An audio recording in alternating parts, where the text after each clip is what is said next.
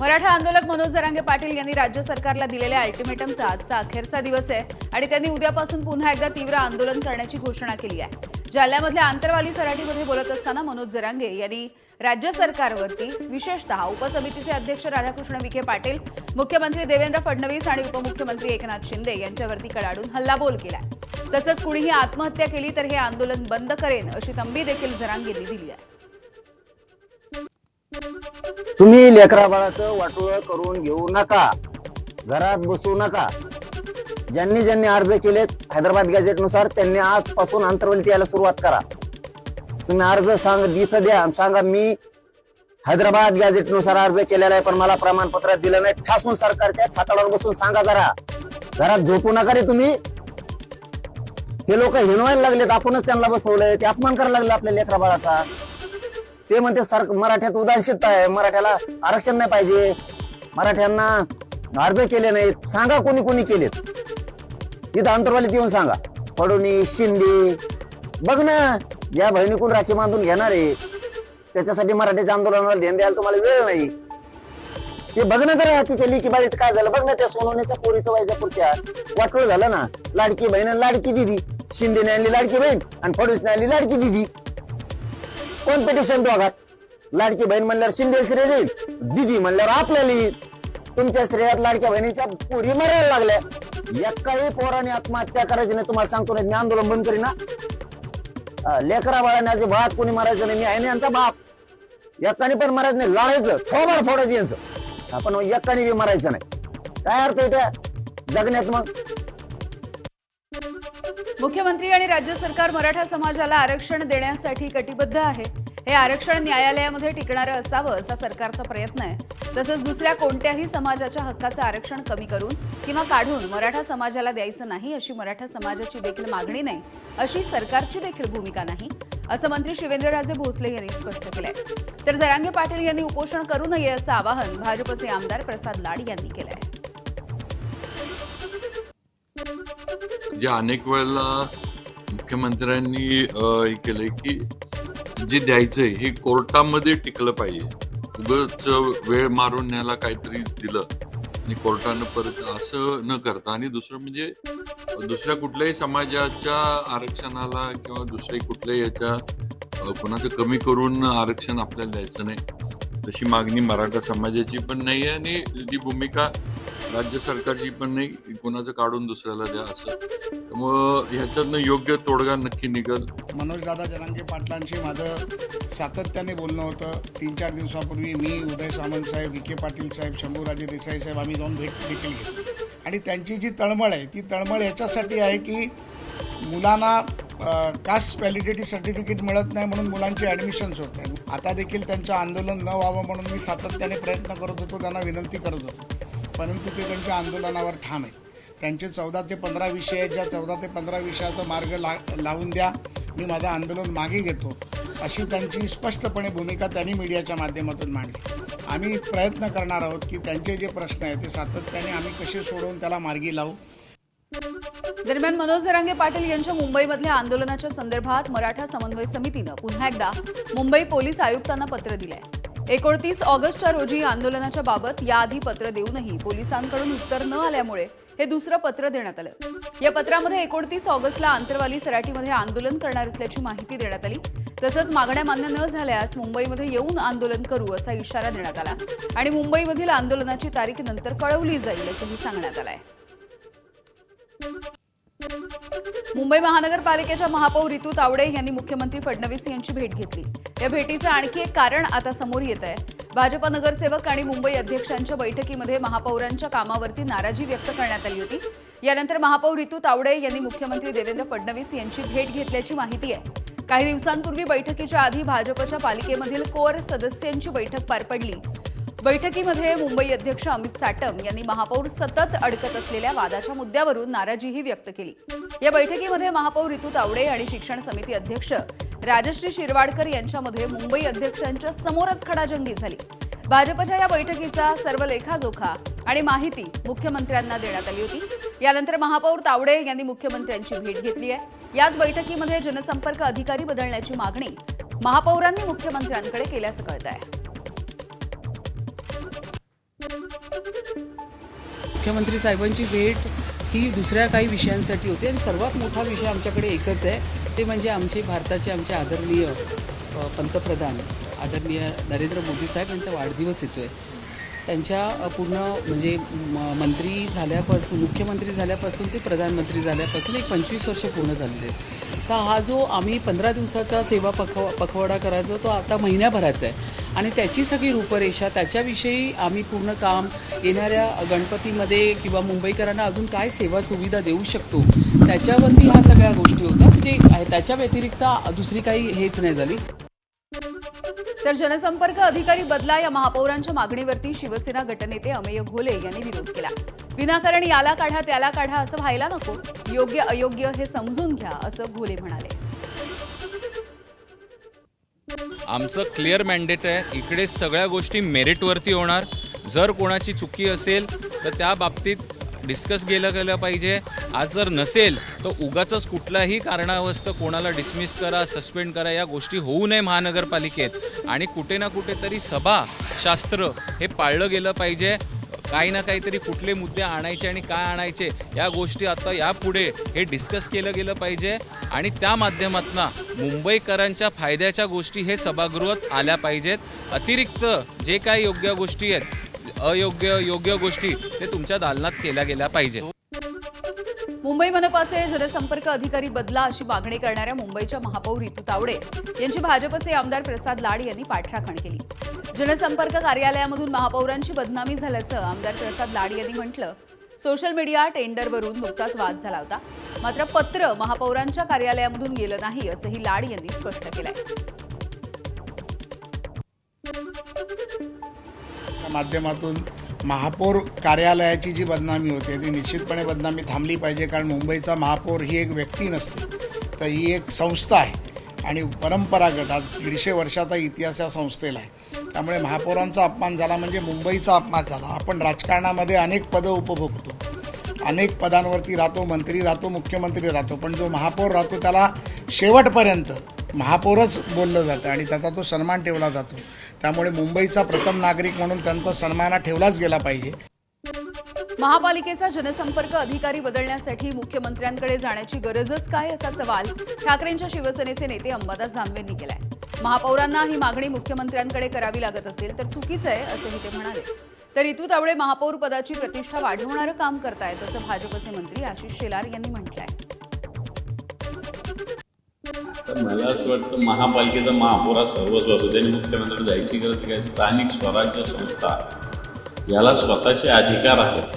मुख्यमंत्र्याची गरज काय. जर तुमचा जनसंपर्क प्रमुख तुम्हाला बदलायला मुख्यमंत्र्याची गरज लागत असेल, 1 मिनिटात आयुक्ताला सांगितलं आयुक्ताला बदली करायची तर बदली कशी होत नाही. महापौरांना सांगितलं बदली कशी होऊ शकत नाही, होऊ शकते. याचाच अर्थ आहे भारतीय जनता पार्टी लोक यांच्या क्षमता नसणारे लोक नुसते चमचे गाठे लोक बसून टाकलेले आणि जबाबदार पदावर. रितू तावडे बाकीच्या गोष्टीला फार मोठं सगळीकडे शो करतात आणि मग तुमच्या स्वतःच्या जनसंपर्क प्रमुखाची बदली का नाही करतायत त्यांना. महापौर पद हे इतकं उच्च आहे. मुंबई राज्य आणि देशासाठी सुद्धा मुंबईचा महापौर या पदाची आपली गरिमा आहे. रितू तावडेजी महापौरपदी अतिशय उत्तम पद्धतीने काम करतायत. त्यांच्या सगळ्या काळामध्ये त्यांनी घेतलेले निर्णय आणि केलेले काम हे महापौर पदाची गरिमा वाढवणार आहे. या सगळ्यांमध्ये खोलात जाऊन विपर्यास निर्माण करणे हा विरोधकांचा डाव आहे, तो सफल होऊ शकत नाही. मुंबईचे मतदार नागरिक भारतीय जनता पक्ष, महायुती आणि रितू तावडे यांचं काम स्वयंस्पष्ट आहे. त्यांचं काम भावनिक आणि बरोबरीने कायदेशीर उत्तम पद्धतीने त्या करतायत. या चर्चेला अन्यथा नेण्यात काही अर्थ नाही. राज्यामध्ये रिक्षा टॅक्सी चालकांना मराठी भाषा शिकण्यासाठी राज्याचे मुख्यमंत्री देवेंद्र फडणवीस यांनी 1 वर्षाचा कालावधी वाढवून दिलाय. त्यामुळे आता वाहतूक आणि परिवहन विभागाच्या पोलिसांना मराठी न बोलता येण्याच्या कारणावरून कारवाई करता येणार नाही. भाषा शिकण्यासाठी दिलेल्या मुदतवाढीच्या निर्णयामुळे टॅक्सी चालकांमध्ये सध्या आनंदाचं वातावरण आहे. शेकडो रिक्षा आणि टॅक्सी चालक एकत्र येऊन आरे कॉलनीमधल्या धडक युनियन कामगार संघटनेच्या कार्यालयाच्या बाहेर जमले आणि त्यांनी जल्लोष साजरा केलाय. धडक कामगार संघटनेचे अध्यक्ष अभिजित राणे यांनी देखील फडणवीसांनी घेतलेल्या निर्णयाचं स्वागत केलं. 1 साल का समय दिया है तो थोड़ा मतलब सबको अलर्ट होना चाहिए कि भाई मराठी बोलने का अवसर मिला है और ये 25,000, 30,000, 15,000, 20,000 जो फाइन मारता है, ये गलत बात है भाई। कोई फॉल्ट हो गया तो उसकी बात अलग है, मराठी के बारे में मारता तो ये गलत है। बोलो, टाइम दो उसको सीखने के लिए, और सीखेगा, बोलेगा भाई ना। अभी आपको तुरंत अपना भाषा बोलेगा तो तुम आप कैसा बोल सकते हो? आप बोलोगे? नहीं बोलोगे। तो इसी प्रॉब्लम में 25,000 रिक्शा गाँव लेके भाग गए सब, हर प्रांत वाले लेके भाग गए। अमराठी रिक्षा टॅक्सी चालकांना मराठी शिकण्यासाठी दिलेल्या मुदतवाढीच्या विरोधात मनसे कोर्टात जाणार आहे। मनसे वाहतूक सेनेचे अध्यक्ष संजय नाईक यांनी या संदर्भातली माहिती दिली। अमराठी रिक्षा टॅक्सी चालकांना चुकीच्या पद्धतीने बॅच आणि परवाने दिले असाही आरोप नाईकांचा आहे।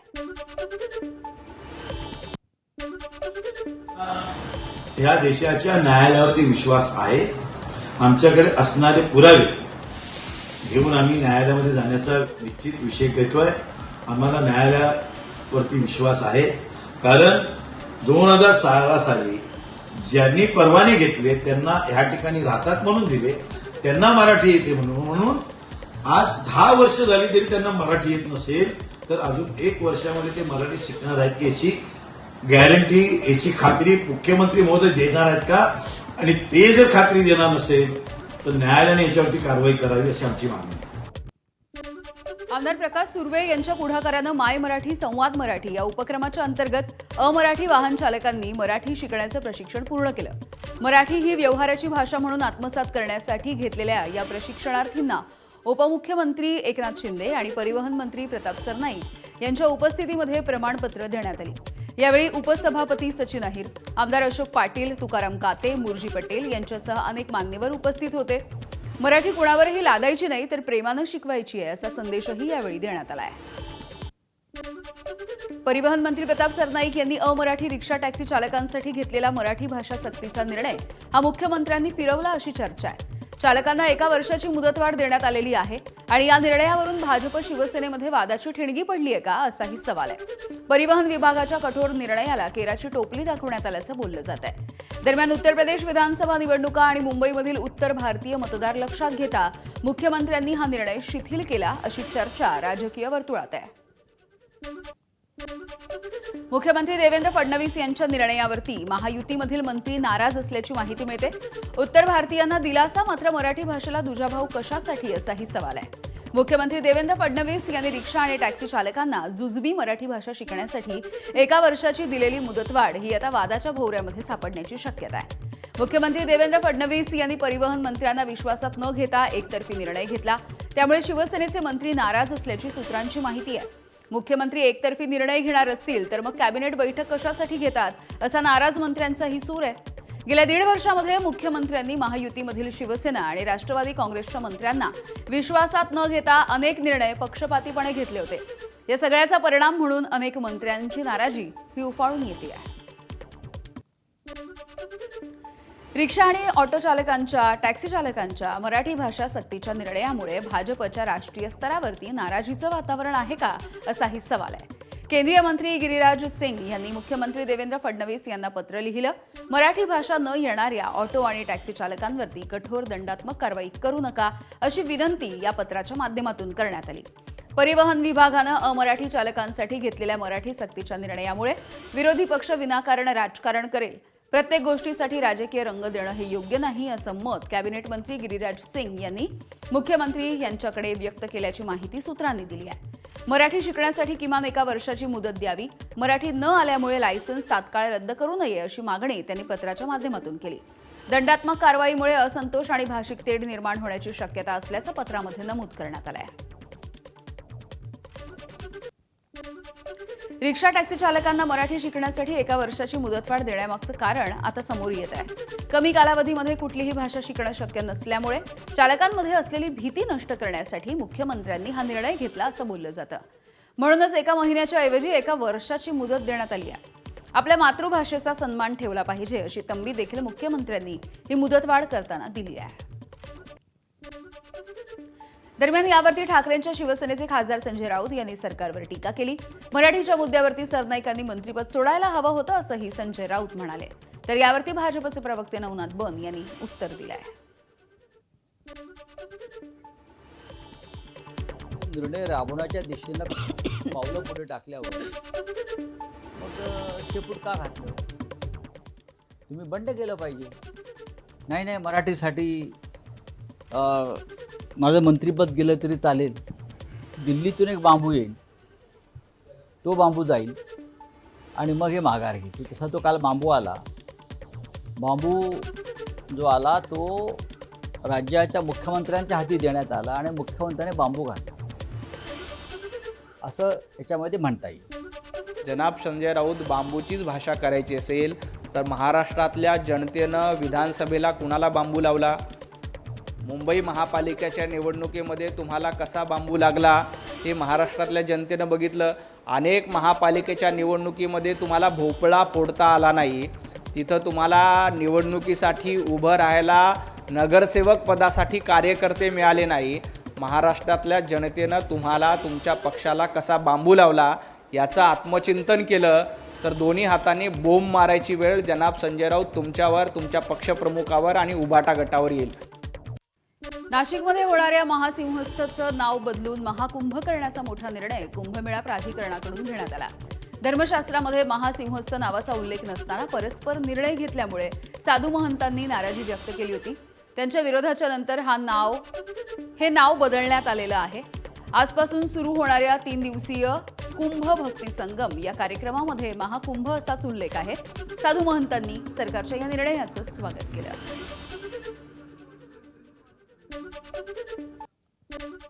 छत्रपती संभाजीनगर महानगरपालिकेच्या सर्वसाधारण सभेमध्ये मोबाईलमुळे अडचण निर्माण झाली आहे. सभेचं कामकाज सुरू असताना फोन वाजला, चर्चा थांबली, लक्ष विचलित झालं. त्यामुळे मोबाईल वापर करण्यावरती निर्बंध आणण्याचा निर्णय घेण्यात आला. मोबाईल सायलेंटवरती ठेवायचा, अत्यावश्यक फोन असेल तर सभागृहाच्या बाहेर जाऊन बोलायचं असे आदेश महापौरांनी दिले. सभागृहाचं कामकाज सुरळीत चालावं, चर्चेवरती लक्ष राहावं यासाठी काढलेला हा मार्ग योग्य आहे. पण कालच्या सभेमध्ये नगरसेवक आणि अधिकाऱ्यांनी वेगळाच उपाय शोधला. आदेश मोडला नाही, पण पळवाटा मात्र काढल्या. काहींनी मोबाईल हाताआड ठेवून कोणी बोलताना दिसलं. कुणी डेस्कच्या खाली डोकं ठेवून फोनवरती बोलत होतं, तर काही अधिकारी आणि नगरसेवक सभागृहामध्ये मोबाईल चाळताना दिसले. मोबाईल सायलेंट होता, पण नगरसेवकांच्या पळवाटा मात्र ऑन होत्या. विशेष म्हणजे महापौरांच्या बाजूला अधिकारी मोबाईल वापरताना दिसले. त्यामुळे आता या पळवाटांना महापौर चाप बसणार का हे बघणं महत्त्वाचं आहे. सभागृहात काही सन्माननीय सदस्य हे पोटतिडकीने त्यांच्या प्रभागातले किंवा जनतेचे प्रश्न मांडत असतात. ते मांडत असताना एखादा बाजूला बसलेला सदस्य फोनवरती त्याच्या दुसऱ्या विषयावर बोलत असतो आणि त्याच्याने पूर्ण लक्ष जे आहे ते डायव्हर्ट होतं आणि ते लक्ष डायव्हर्ट होतं आणि सभेचा एकंदर जो कामकाज चालतं त्या एकंदर कामकाजावर त्याचा परिणाम व्हायला लागला होता की खूप सदस्य त्याच्यामध्ये बोलायला लागले होते. म्हणून आज असा निर्णय केला आहे की त्यांनी सभागृहात मोबाईल आणला तरी चालेल, परंतु तो सायलेंटवर असला पाहिजे आणि त्यांना जर कॉल आला, कोणाचा महत्वाचा फोन आला, तर त्यांनी सभागृहाच्या बाहेर जाऊन त्या फोनवरती बोललं पाहिजे. पण बोलत नाही होते. मी म्हणलं की मी सभागृह आमची चालू आहे, तुम्ही बंद ठेवा. इतकं बोलून थांबले आम्ही. काय अगर मॅटर असलं तर तुम्हाला बोलायला आपल्याला 3-4 मिनिट लागणार, त्यासाठी मी बाहेर जाऊ. मग आम्ही ते पार्ट चांगलं आहे ते तसं म्हणायचं. आतले सदस्य होते, त्यांना मला सांगायचं होतं काय, मी जर आता ते नियम पाळून मी जर बाहेर गेलो असतो आणि फोनवर बोललो असतो तर माझ्या सदस्याने फोन उचलला असता. त्यामुळं त्यांना सांगितलं की बाबा आपला नियम ठरलेला आहे, आपल्याला बोलायचं नाही आणि फोन तुम्ही बघितला असेल 1 सेकंदामध्ये ठेवला असेल, तुम्ही पाहिलं आणि हे होणार नाही, आम्ही ते पळू.